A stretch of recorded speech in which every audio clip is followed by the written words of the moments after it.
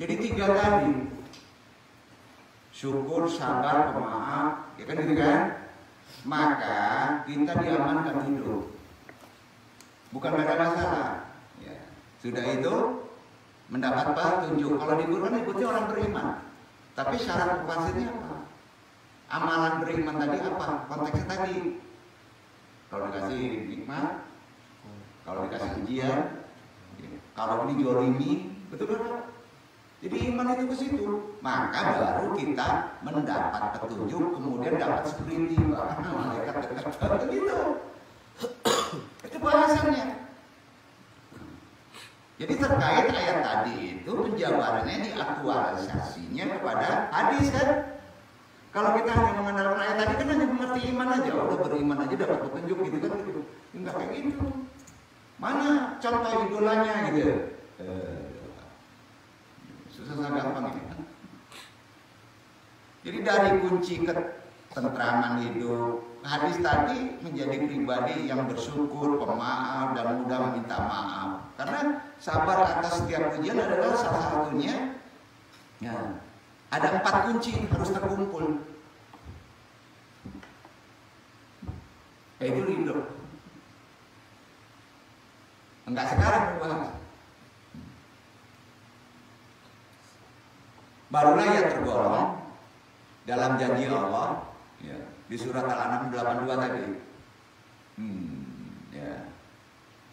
Alladzina amanu wa lam yalbisu imanahu bijurumin ulaika lahumul amnu wa hum muhtadun. Orang-orang yang beriman dan tidak menyampur adukan iman mereka dengan syirik, udah jelas sudah tahu itu.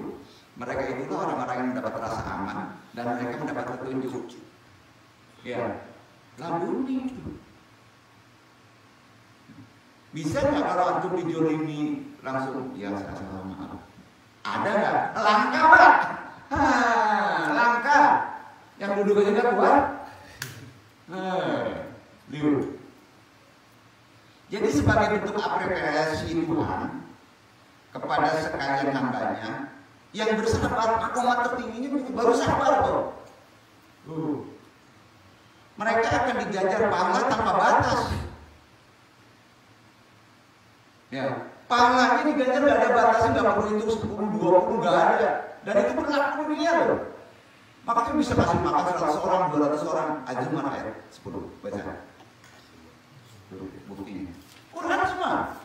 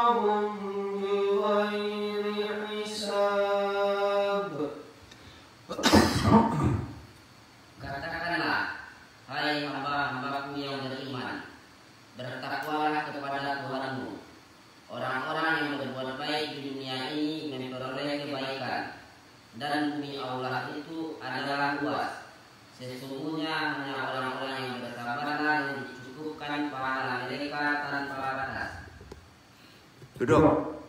Ya. Poinnya bersabarlah yang disempurnakan pahalanya tanpa batas kan itu kan. Poin intinya. Jadi harus dikaji sabarnya. Digetok, maaf. Kuat nggak tuh? harus ada sandaran hadis kan? Dalam penggalan terakhir Allah menjanjikan pahala tanpa batas yang bersabar. Dalam bersabar gimana? Di satu kesempatan ya, Imam Al-Qasim Ibnu Qasir pernah mendengar Syekh Sulaiman bin Al-Qasim berkata begini, "Kullu amalin wa yaribu tawabu ila syabar." Qala Allahu azza wa jalla, "Innama yufisu biruna ajjarahum bi ghairi hasab." Itu Az-Zumar ayat 10 ngomong gitu. Qal kalmai munhamar. Artinya gini, setiap perbuatan baik bisa diketahui besar kecil pahalanya kecuali pahala sabar. Allah yang tahu itu. Allah berfirman, hanya orang-orang yang bersabarlah yang disempurnakan pahalanya tanpa batas. Itu poinnya. Ini mengilustrasikannya perkataan tadi bagaikan air hujan yang begitu deras. Jadi dari sini tampak ya, Syekh Sulaiman bin Al-Qasim penafsir ini ada frasa bi ghairi hisab, pahala tanpa batas kan?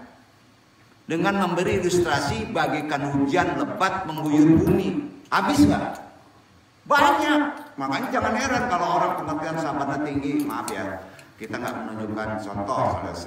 Misalnya Abah Noh, itu bisa ratusan ngasih makan. Kita juga bingung.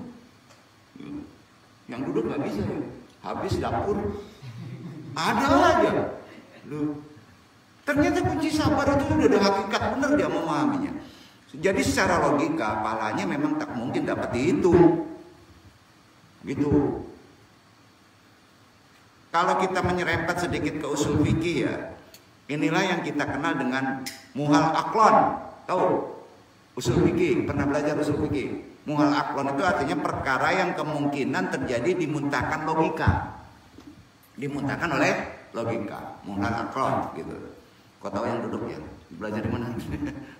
Ya, jadi masih membincang penggalan akhir surat Az-Zumar ayat 10 juga ya, sebelum kita tutup. Suatu ketika sang Amirul Mukminin Umar bin Abdul Aziz pernah memberi nasihat sabar kepada rakyatnya. Menyampaikannya juga hampir sama nih. Coba perhatian. Ma'an amhu Allah ala ad-dinahi pantaja amin fa'adahu makanan ma'antaja aminus sabra sabra ila qaddama awda khairan mimman ta'antaja munri samqara innama yawfi sabiruna akiraham bi ghairi hasab. Ujung Az-Zumar 10 tadi Umar Abdul Aziz ngomongnya gitu. Tak pernah sekalipun Allah waktu memberi nikmat kepada hambanya lalu mencabut nikmat tersebut, lantas sang hamba menyikapinya dengan penuh kesabaran. Kita punya mobil 4 habis kebakar, kita menyikapinya dengan kesabaran, lantas sang hamba menyikapinya dengan penuh kesabaran, kecuali pasti diganti dengan yang jauh lebih baik dari yang dicabutnya tadi. Kemudian baru beliau ini membaca penggalan akhir tadi di Az-Zumar 10 tadi kan, hanya orang-orang yang bersabarlah yang disempurnakan pahalanya tanpa batas. Lebih hilang 1 dapat 10, cerai 1 istri dapat 2 Pak gitu. Kira-kira gitu. Kalau jomblo 1 ya susah deh. Sabar. Tapi harus dimaknai, dimakrifati. Karenanya sikap sabar memiliki posisi istimewa di hadapan sang penguasa semesta. Dengan tawakal gimana? Tawakal ada hak Allah.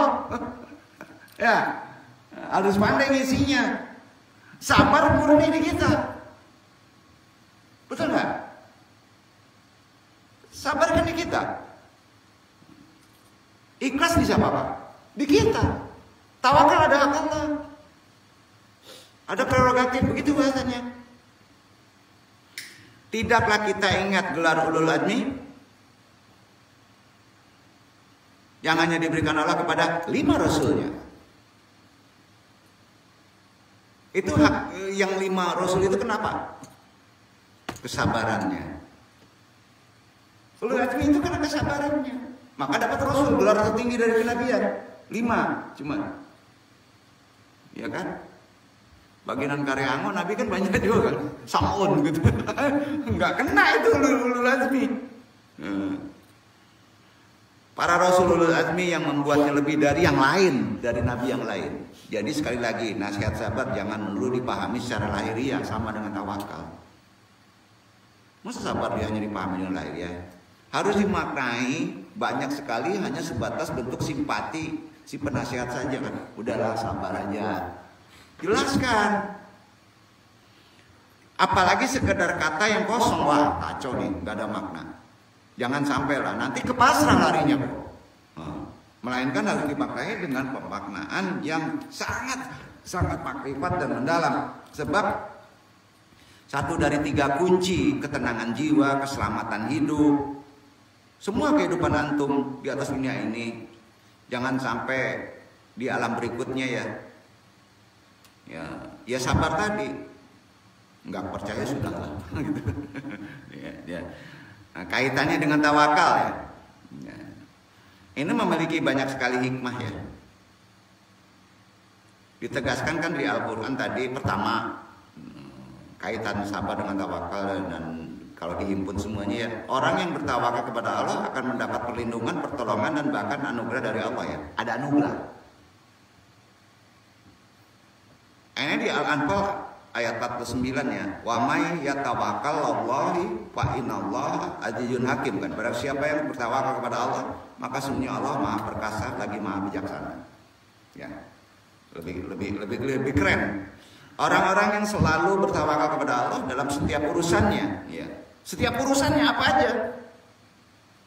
Niat ada tawakal, usaha ada tawakal, ritual doa ada tawakal. Ya. Dapat pun ada tawakal. Allah akan menunjukkan bukti keperkasaan, kebijaksanaan kepada antum. Ya. Tentu kita ingat bagaimana ketika Rasulullah hendak dibunuh dengan diacukan sebilah pedang terhunus oleh seorang kafir Quraisy bernama Suraqah bin Malik, sejarahnya. Dalam keadaan seperti itu Rasulullah yang hatinya selalu bertawakal kepada Allah, di seluruh segala kegiatannya tawakal, langsung mendapat perlindungan Allah. Secara mendadak bumi yang ada di depan Suraqah yang sedang memacu kudanya untuk memenggal Nabi, membelah retak perkasa Allah dan menelan kaki kudanya hingga Suraqah pun dan kudanya tak berdaya. Suraqah kemudian menyerah kepada Rasulullah dan meminta maaf, mengajak berdamai. Sejarah. Jadi tawakal tinggi banget. Ada sultan dari kekuatan Allah yang diberikan kepada kita. Jadi kalau mau ngaji sultan, apa Pak? Jangan sabar. Sabar anugerah. Tawakal. Nah, ada gambo di Padang, bahasonan benar, tawakal. Sabar. Nggak tepat Pak. Nggak tepat. Kedua, orang yang bertawakal kepada Allah akan mendapatkan kebaikan dunia wal akhirat. Ini di An-Nahl ayat 41-42. Loncatannya lebih tinggi. Kalau sabar memang ada pengaruhnya, tapi ke akhlak. Waladzina jaru billahi min ba'di majulu lanu babiyanahu bidunya hasanah wa al-ajaru akhiratu akbar lalu kanu ya'lamun. Dan orang-orang yang berhijrah karena Allah sudah mereka dianiaya, hijrah setelah dianiaya, pasti kami akan memberikan tempat yang bagus kepada mereka di dunia, dan sesungguhnya pahala di akhirat lebih besar kalau mereka mengetahui, yaitu orang-orang yang sabar dan hanya kepada Allah saja mereka bertawakal. Sabar tawakal bergabung. Tuh. Quran nggak pernah melenceng Pak. Orang-orang yang selalu bertawakal kepada Allah dalam seluruh aspek kehidupannya akan selalu mendapatkan balasan dari Allah. Apalagi kalau digabung 4-4-nya Pak. Kebayang nggak? Tidak hanya balasan kebaikan dunia, tapi lebih balasan di akhirat. Di dunia saja mereka akan hidup dengan tenang, tentram, sehingga terhindar dari stres berat, depresi, berkepanjangan. Nggak mungkin deh. Terlebih di akhirat mendapat surga yang tinggi, Jannatul Nadin, karena Allah mencintai orang-orang yang selalu bertawakal, bersabar. Otomatis masuk ikhlas. 3. Orang yang bertawakal hidupnya akan dicukupi oleh Allah. Nggak mungkin nggak dicukupi. Dasarnya apa? At-Talaq ayat 3. Waman wa yatawakkallahi wa tahasbu. Pasti dicukupi, yakin itu. Dan barang siapa yang bertawakal kepada Allah, niscaya Allah akan mencukupi keperluannya. Betul kan? Tinggi nggak tuh? Amalan udah tahu tadi kan? Nah, ayat ini kan merupakan jaminan dari Allah yang nggak mungkin Allah mengingkari.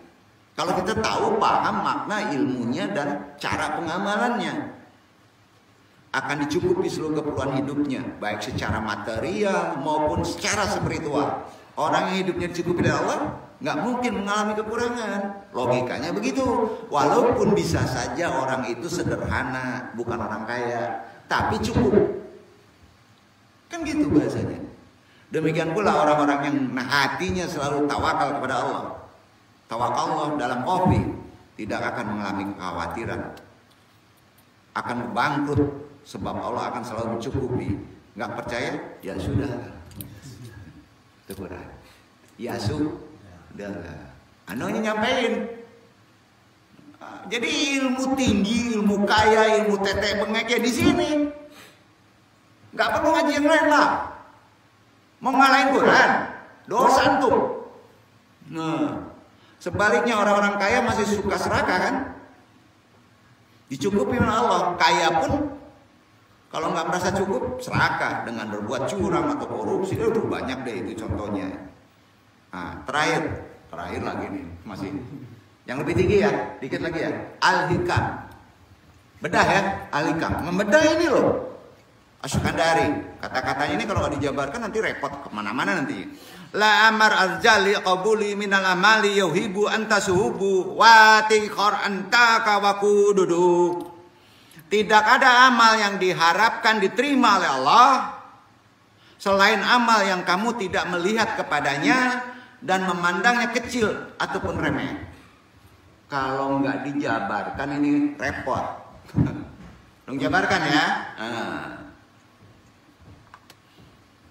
Karena itu dalam memaknai kalam hikmah, nasihat Nuh, perlu taharah, perlu dasar ilmu.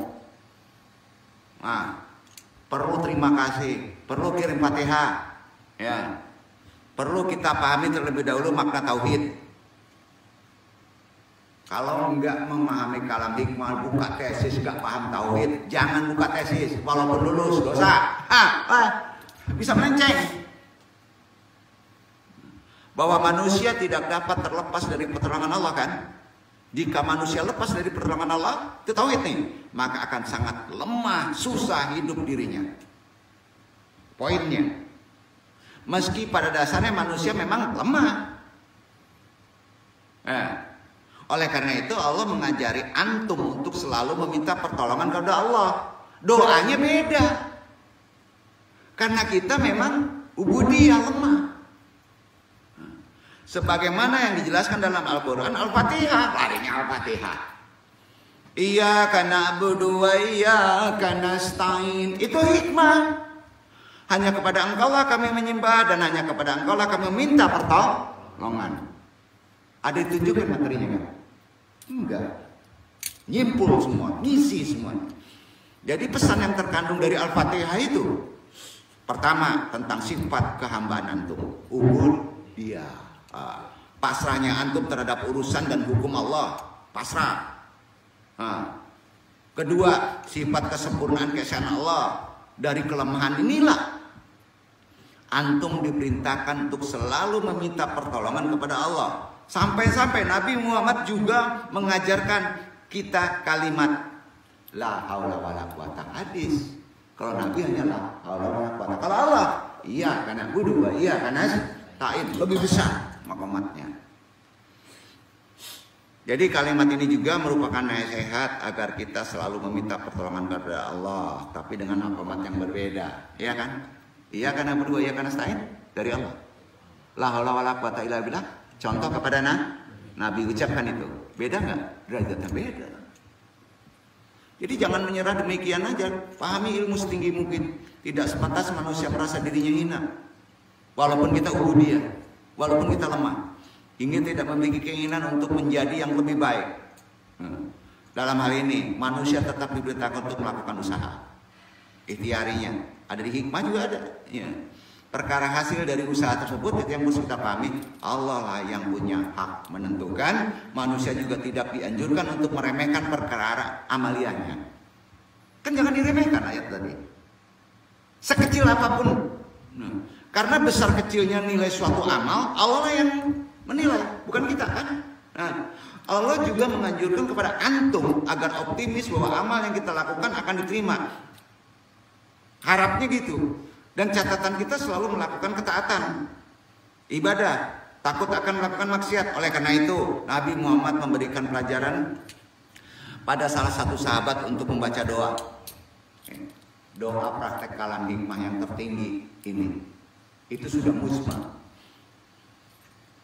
Allahumma aini ala zikrika wa syukrika wa husni ibadatik. Beda nggak dengan yang tadi, Pak? Beda, Pak. Derajatnya beda nggak? Ya Allah, bantulah aku dalam mengingatmu, dalam menerima kasih kepadamu, bisa berterima kasih kepadamu, dan dalam menyembahmu dan cara engkau kehendaki, dengan cara engkau yang kehendaki. Berdoa, minta kepada Allah. Mengingat aja, minta kepada Allah. Ya, hal ini bentuk permintaan tolong agar kita selalu diberi kemampuan untuk bisa berzikir, bersyukur, beribadah. Walaupun kita ngerti ilmu zikir, walaupun kita ngerti ilmu syukur, tidak sedalam itu, Pak. Harus tetap minta pada pertolongan Allah. Jadi di antara makna dari kalam hikmah al-hikam tadi, mengajak kita merenunglah kepada amal yang kita anggap kecil, remeh, dan tidak penting. Amal yang demikian kita lakukan tidak ada yang sifatnya kesombongan di sini. Seketika kemudian melupakannya. Misalnya ketika kita sedang memandu seekor anak ayam lah, binatang melintasi jalan. Contoh lain, seekor lalat terjatuh ke dalam minuman kita, lalu kita keluarkan dan membiarkan ia terbang pergi. Amalnya besar. Jangan remehkan itu. Amalan seperti ini perlu direnungkan, karena begitulah bentuk amal yang terima oleh Allah sebenarnya. Di al-kalam al-hikmah itu nggak boleh remeh. Ya, amal yang demikian itulah yang kadang tidak disadari oleh banyak manusia sekarang kan. Nah, sebagaimana diceritakan oleh Syekh Muhammad Nawawi bin Umar bin dalam karangan Nasihul Ibad. Pernah dengar? Kitab Nasihul Ibad. Bahwa suatu ketika Imam Al-Ghazali ditanya tentang bekal apa yang diserahkan untuknya. Al-Ghazali pun menjawab dengan menyebut satu persatu seluruh prestasi ibadah yang pernah ia jalani di kehidupan dunia. Disebut. Ternyata Allah menampilkan berbagai amalan Imam Al-Ghazali kecuali satu kebaikan yang tertinggi. Ketika bertemu dengan seekor lalat. Suatu saat Imam Al-Ghazali tengah sibuk menulis kitab, hingga seekor lalat mengusik sejenak, mengganggu. Lalat usil ini haus dan tinta di depan matanya menjadi sasaran minumannya. Sang Imam Ghazali merasa kasihan, lantas berhenti menulis untuk memberi kesempatan si lalat melepas dahaga tintanya. Pesan cerita ini apa, Pak? Terkadang pekerjaan yang kita anggap remeh ternyata memiliki nilai yang besar di hadapan Allah. Salah satu pendorong agar amal kita memiliki nilai lebih di sisi Allah, kuncinya bahasanya ikhlas. Jadi ikhlas itu nggak ada kaitannya amal besar, amal kecil, nggak ada. Itu ikhlas, tinggi banget tuh. Hambo ikhlas itu kok kacau itu, nggak bisa disebutin itu. Nilai suatu amal terletak pada ikhlas yang mengiringi amal tersebut. Hal ini memang tidak mudah untuk dilakukan. Jangan anggap remeh. Tidak sedikit orang beramal sesuatu dalam hal apapun juga, namun tidak karena Allah kan zaman sekarang, atau mengharap balasan orang lain. Seseorang harus berusaha untuk menghindari sifat riya, ujub, sombong kala beramal kan. Itu syariat. Karena itu ikhlas dipelihara dengan cara tidak mengingat kebaikan yang telah kita perbuat. Itu bahasanya. Canggung. Ada yang nggak dihargai. Pusing. Nggak bisa. Walaupun keretak juga itu belum tentu ikhlas. Kita serahkan semuanya kepada Allah, tawakal. Nah, ketahuilah, memelihara ikhlas Memelihara ikhlas itu lebih sulit daripada menumbuhkan ikhlas. Itu rahasianya. Karena ia perlu memerangi nafsu. Sebelum jaya melakukan satu perbuatan dengan ikhlas. Nah, ketika kita mengupas tentang pembahasan ikhlas dalam beramal, maka akan sangat erat hubungannya dengan masalah hati juga, seperti tawakal. Hati menjadi medan perebutan kuasa antara nafsu dan ikhlas. Rebutan, perang. Modal nafsu adalah kepentingan diri, sedangkan modal ikhlas lebih mengedepankan kepentingan orang lain, gitu. Nafsu individu kepentingannya, ikhlas orang lain. Maka kedua hal ini sangat kontradiksi kan, dan sulit untuk disatukan. Mudah-mudahan apa yang Anung sampaikan dalam taklim risalah ini, karena terkait dengan fikih, ya, terkait dengan amalan-amalan tasawuf, ya, terkait dengan amalan apa yang mesti kita maknai, makrifati. Mudah-mudahan bisa membuka kesadaran memori kita semua, sadar, terutama yang duduk ini, untuk selalu bisa bertawakal kepada Allah ya semuanya ya. Karena dengan tawakal itulah kita akan dicukupi oleh Allah, baik secara material maupun spiritual. Mudah-mudahan kita selalu diberi oleh Allah, berdoa kita kemudahan dalam melaksanakan perintah-perintahnya, termasuk dalam memahami konsep tawakal kepada Allah Subhanahu. Amin amin ya rabbal alamin. Pak dulu anu.